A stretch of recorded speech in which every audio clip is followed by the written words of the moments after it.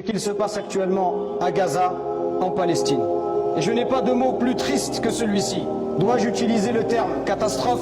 Dois-je parler de désastre, de massacre ou de malheur? La réalité est plus effroyable et plus horrible que tous ces mots. Et par Allah, l'ensemble des mots, des langues et dialectes parlés sur terre est incapable de décrire le sentiment d'un père ou d'une mère qui laisse ses enfants affamés à la recherche d'une nourriture qu'il ne trouve pas.